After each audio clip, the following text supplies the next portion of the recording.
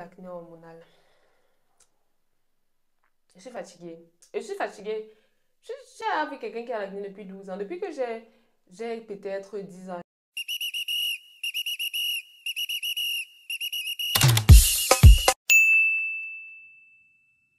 Hello les gars, j'espère que vous allez bien. J'espère que vous vous sentez bien, que tout va bien chez vous. Aujourd'hui, on parle de l'acné hormonal. J'espère que ça t'intéresse. Si tu te trouves dans la même situation, n'hésite pas à rester jusqu'à la fin de la vidéo.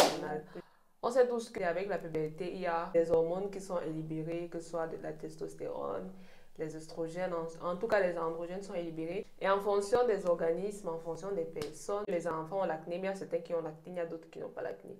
Donc l'acné hormonal commence à la puberté en général. Et moi, je fais partie de la population, en tout cas des enfants qui ont eu l'acné dès la puberté. J'ai l'acné depuis que j'ai peut-être 10 ans. 10 ans. Maintenant, j'ai 21 ans, j'aurai 22 ans. Ça fait il y a combien? 12 ans que j'ai l'acné. Bref, donc ça commence à la puberté. Les hormones influencent le corps. Les hormones influencent la production de sébum, la production de ci, de ça.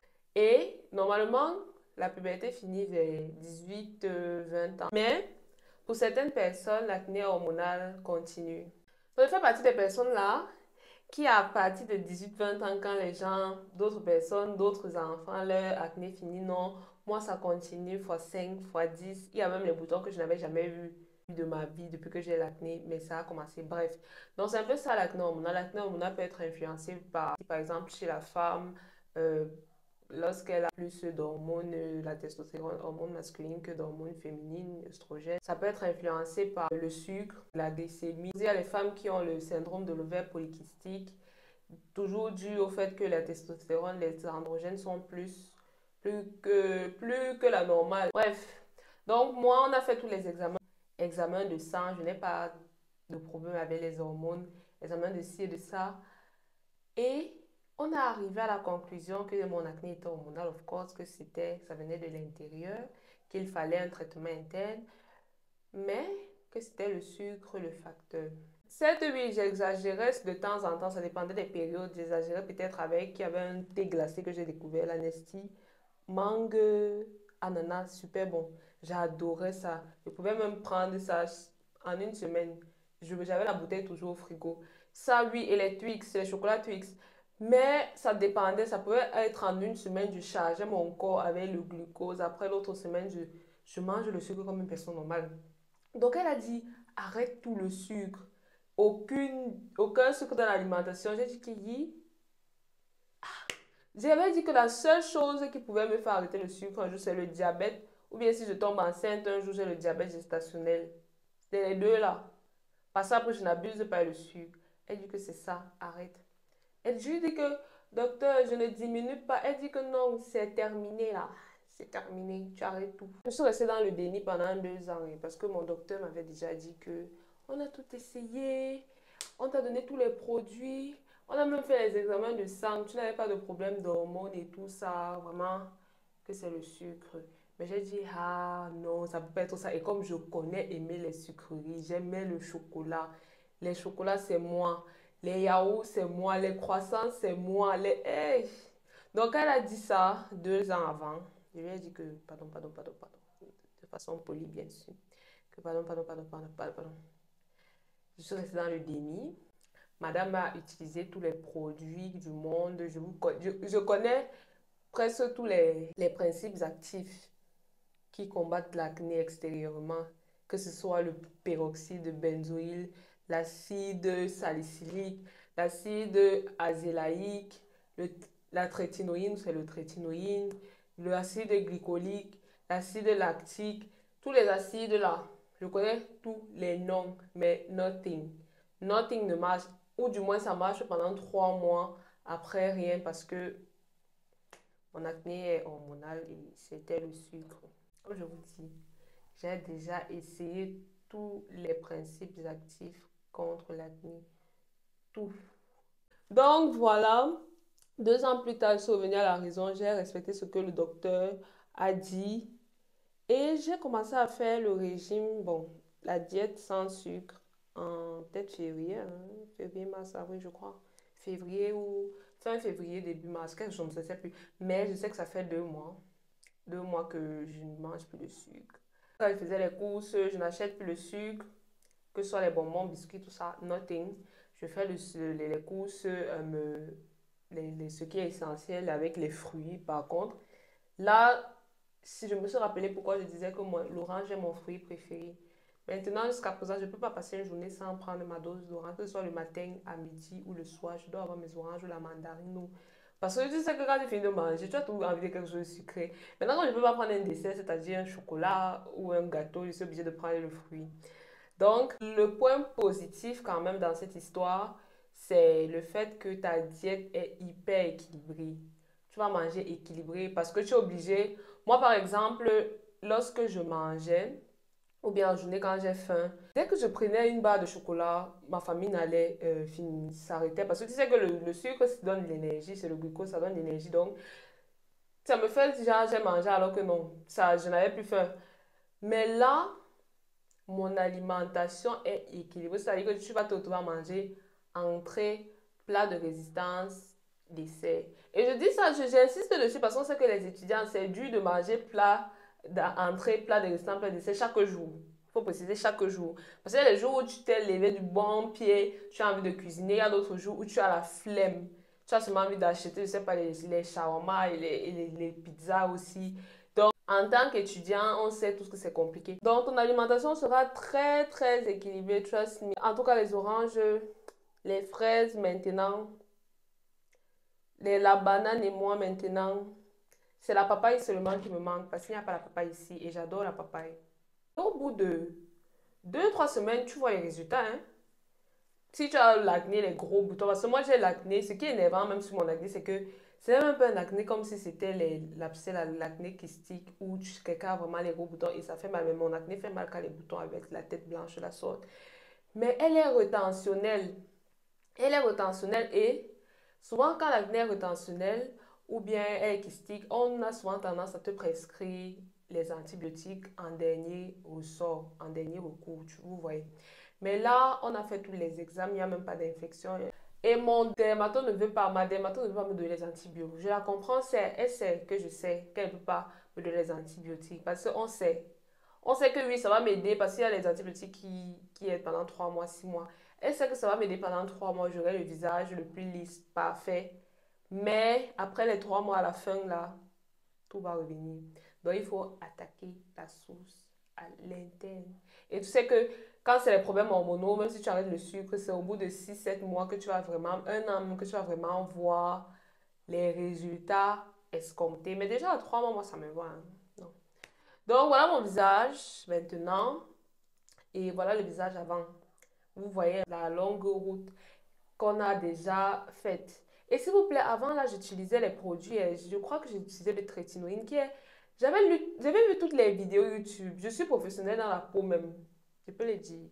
Donc le trétinoïne qui était vraiment le dernier ressort parce que j'avais déjà utilisé le peroxyde de benzoïde, j'avais déjà utilisé le clindamycine aussi, c'est la clindamycine, qui est un antibiotique mais topique. Donc elle m'avait prescrit ça, par exemple.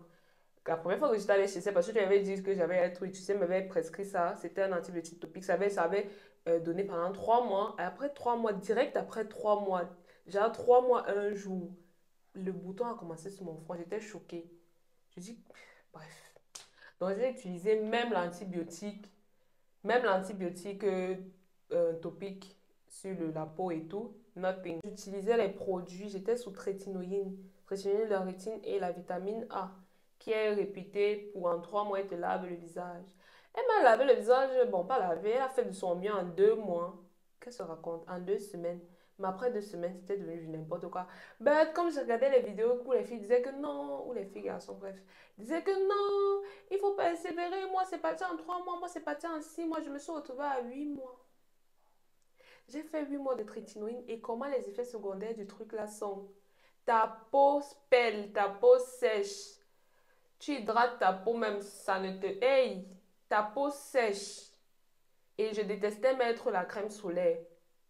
Bon, ça au moins, oui, c'est de ma faute. Je déteste mettre la crème solaire, je détestais parce que ça me rendait un genre grise, même un genre, le visage était noir, un genre, bref. Bon, je mettais parce que j'avais pas le choix. Donc, j'étais déjà à 8 mois avec le traitement. Je me demandais que, mais la dernière solution où les gens disaient que c'était la solution magique, nothing. Je suis encore allée. Là, j'ai commencé la diète sans sucre. Après 2 semaines, 3 semaines, mes inflammations ont réduit à 60%. Ce n'est pas la blague. Mes inflammations ont réduit à 60%. Ça veut dire que avant, le produit qu'on me prescrivait devait faire le travail à 100%. Et là, il ne pouvait pas faire le travail à 100% parce que ça venait de l'intérieur. Tout venait d'une partie de l'intérieur. Et lui, il était seulement à l'extérieur. Donc, cette huile va s'efforcer à enlever les boutons, enlever les taches si possible. Mais les boutons ne font que sortir, les boutons ne font que sortir, les boutons ne font que sortir, les boutons ne font que sortir. À un moment, il n'a plus d'effet. Et tu ne vas pas ajouter la dose. Il y avait le trétinoïne, là, je ne pouvais pas. J'étais à 0,5%, quelque chose comme ça. Je voulais pas aller à 1% parce que tout ce que ça va faire, c'est pas seulement aggraver l'effet indésirable. Ça va rendre ma peau encore plus sensible, qui va peler avec les rouges. Donc, ça ne sert à rien d'augmenter le pourcentage. Non, ça ne sert à rien du tout. Donc, 60% de mes inflammations ont réduit. Je dis bien 60%, les boutons ne sortaient plus. Mais maintenant, ça sortait toujours parce que vous savez, le cycle menstruel, comme maintenant, j'ai les boutons là.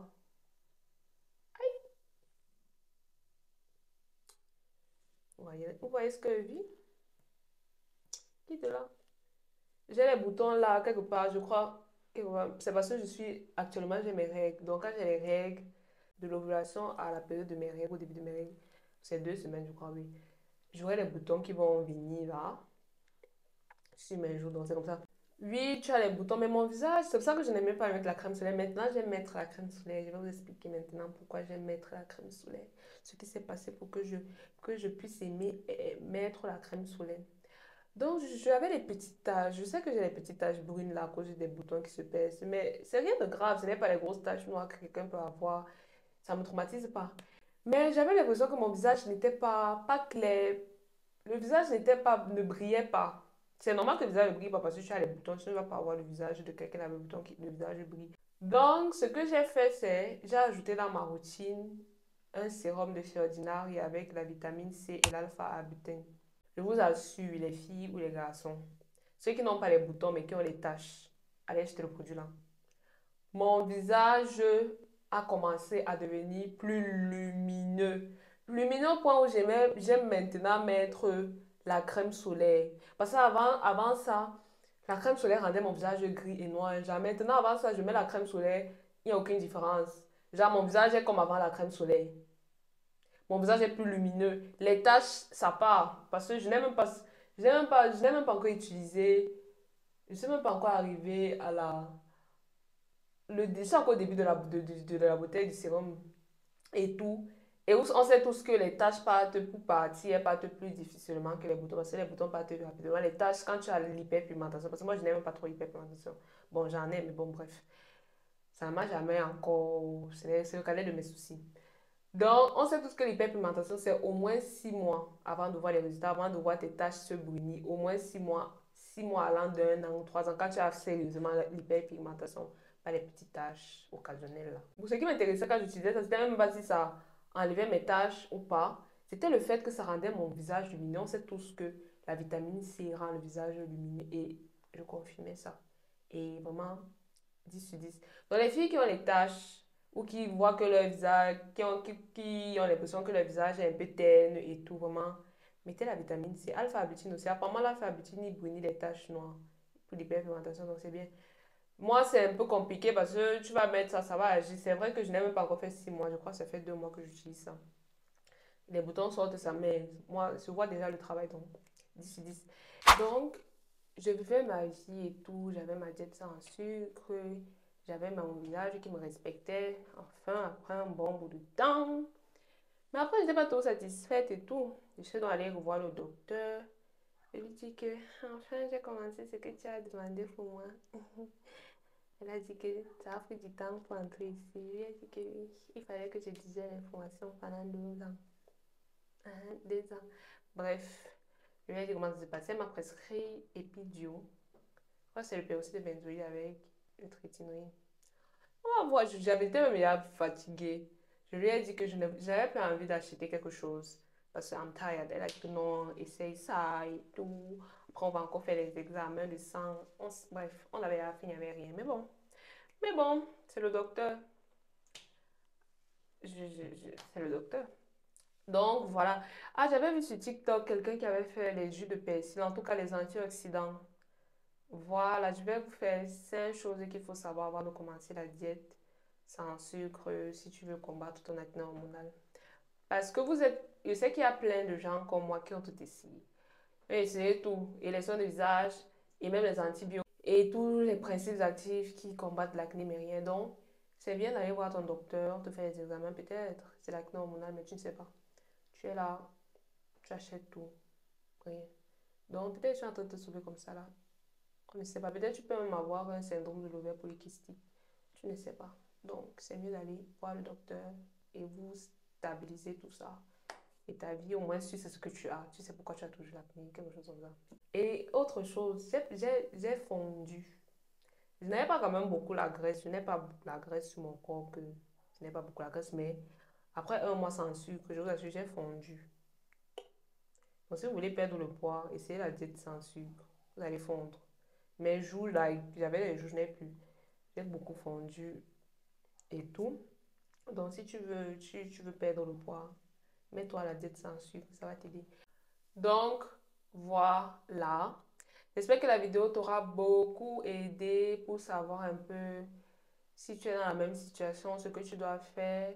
Si ça t'a donné le courage de commencer aussi une diète sans sucre, si tu veux peut-être perdre le poids, why not? La prochaine vidéo, je vais faire 5 choses ou 10 choses à savoir avant de commencer une diète sans sucre.